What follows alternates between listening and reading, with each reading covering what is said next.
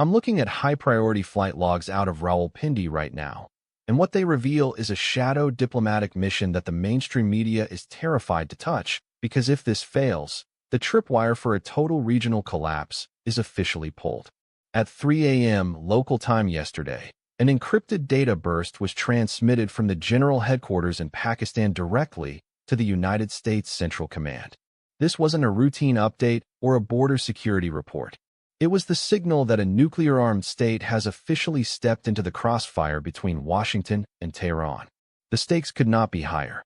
We are seeing the end of traditional Pakistani neutrality and the immediate potential for a massive shift in global energy prices.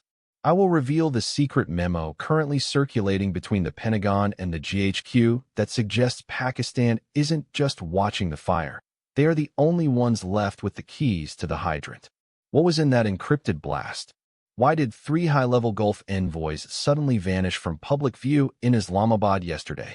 There is a growing sense of existential dread in the diplomatic circuits of the Middle East. It feels as though the adults in the room have finally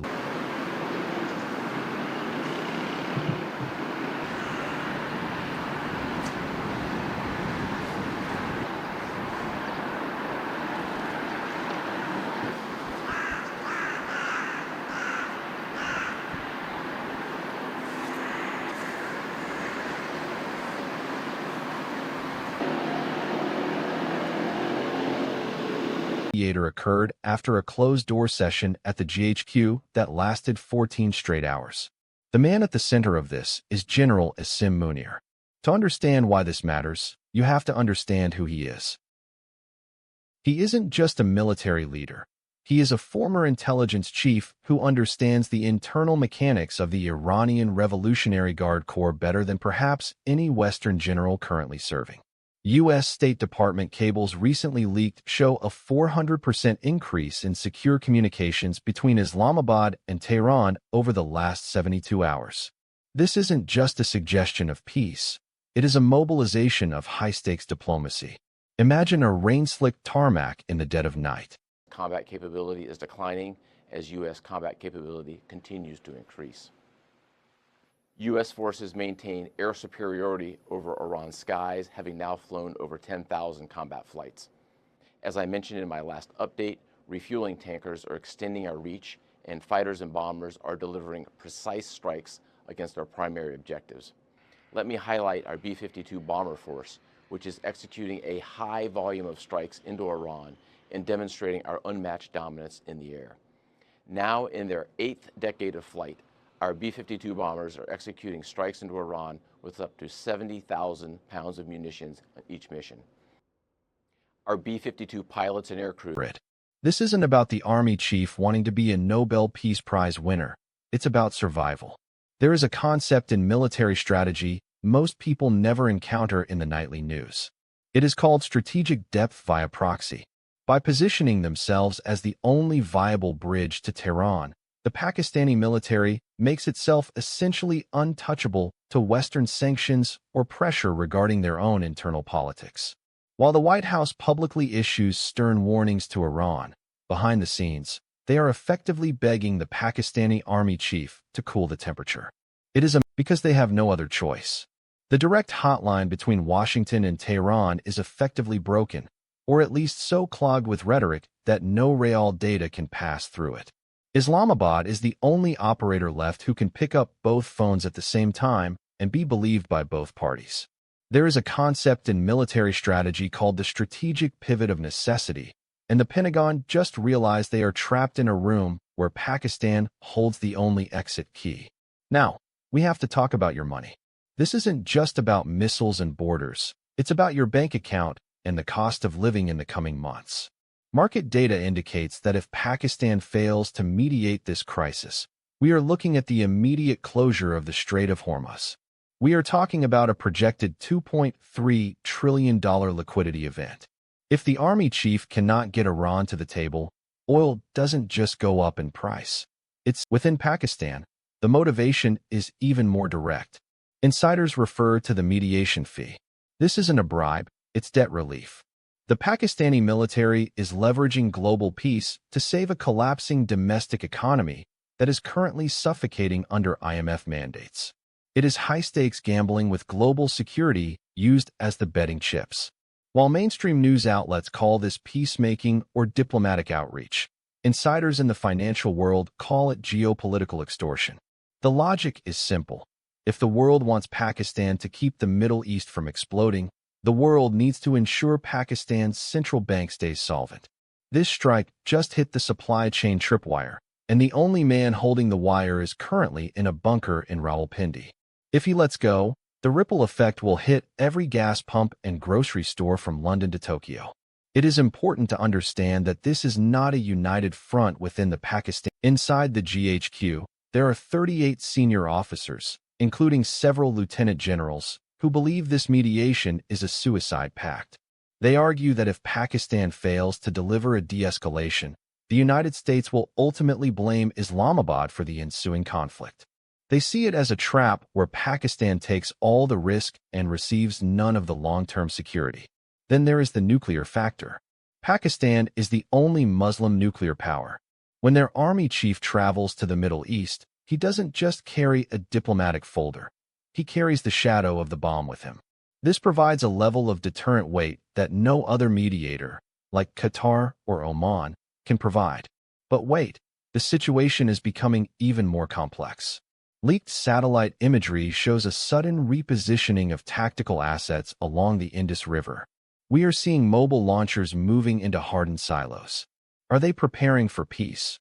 Or are they bracing for the fallout of a failed deal? It creates a pattern interrupt in the narrative of a peaceful mediator. Imagine a chessboard where one player is blindfolded and the other has a gun under the table. That is the nature of the talks currently happening. Are you still operating on the assumptions of the old world?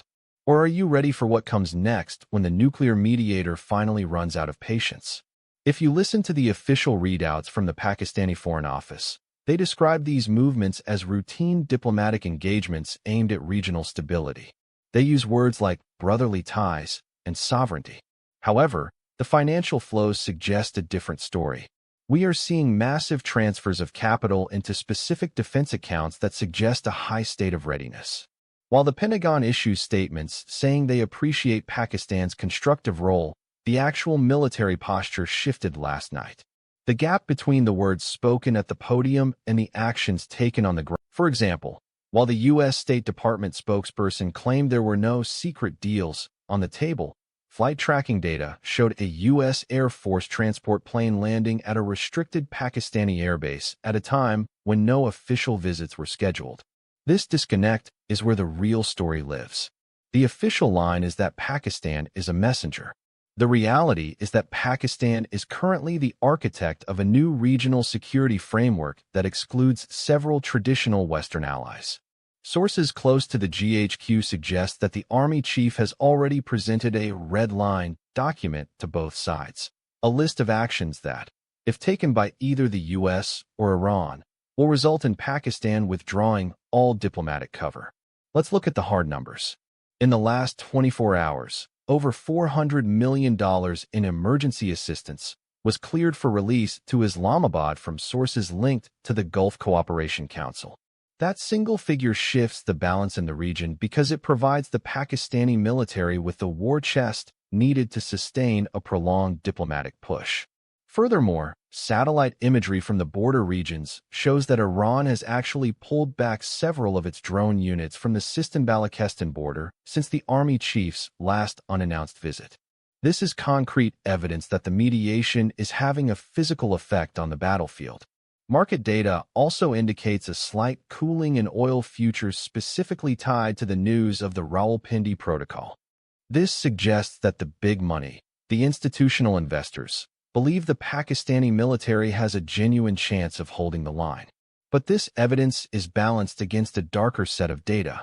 The frequency of gray zone cyber attacks originating from the region has spiked by 60%, suggesting that while the generals talk, the intelligence services are still engaged in a shadow war.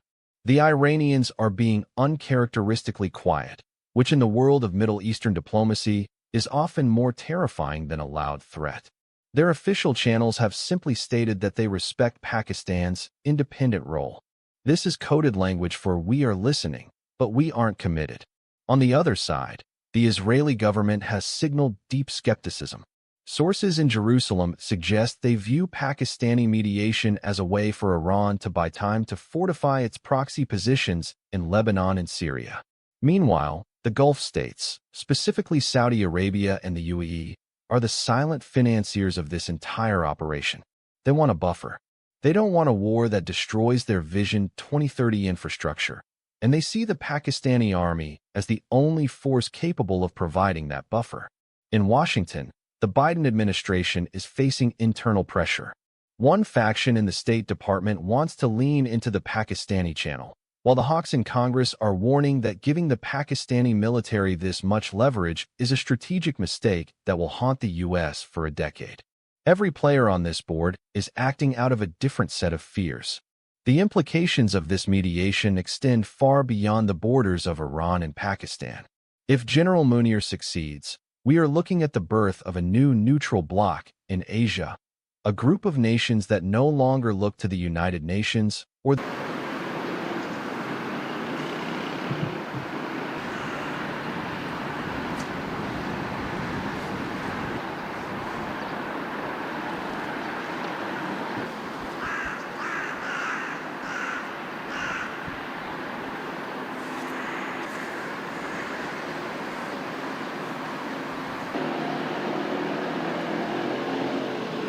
of the Pakistani economy. If the mediation fails, the economic contagion will spread rapidly. We aren't just talking about oil. We are talking about the global shipping insurance market. If a conflict breaks out despite Pakistan's efforts, the war risk premiums for any vessel entering the Indian Ocean will skyrocket, effectively imposing a global tax on every physical good moved by sea.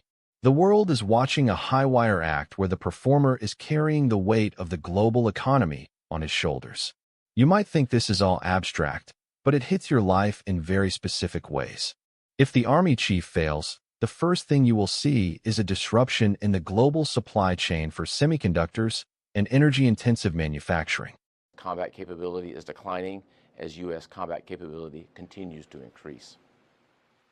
U.S. forces maintain air superiority over Iran's skies, having now flown over 10,000 combat flights.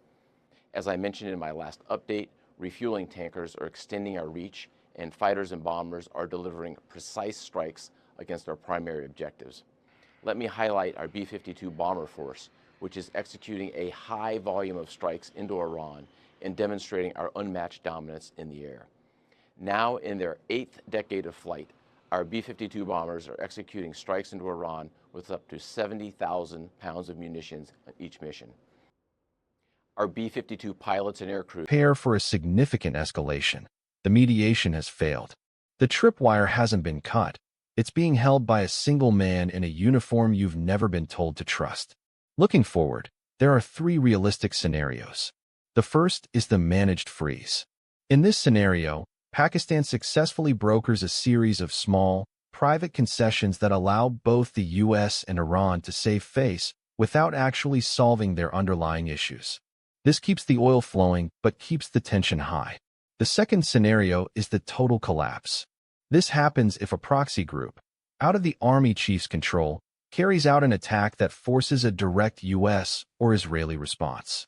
If this happens, Pakistan will likely retreat into a fortress mode, closing its borders and focusing entirely on internal survival. The third, and perhaps most interesting scenario, is the pivot to Beijing. If the U.S. refuses to grant the debt relief Pakistan is demanding in exchange for its mediation, the army chief may officially hand the mediation keys over to China. This would be a generational shift in power, marking the official end of American influence in Central and South Asia.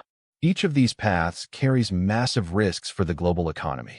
We are at a point where the personal decisions of a few generals in Rawalpindi will dictate the price of your mortgage and the safety of global trade routes for the next 5 years. The lights are flickering in the Middle East right now. The only question is, who is standing at the switch? We have seen how a military-to-military channel has bypassed traditional diplomacy, and how the economic survival of a nation like Pakistan is now tied to its ability to prevent a global war.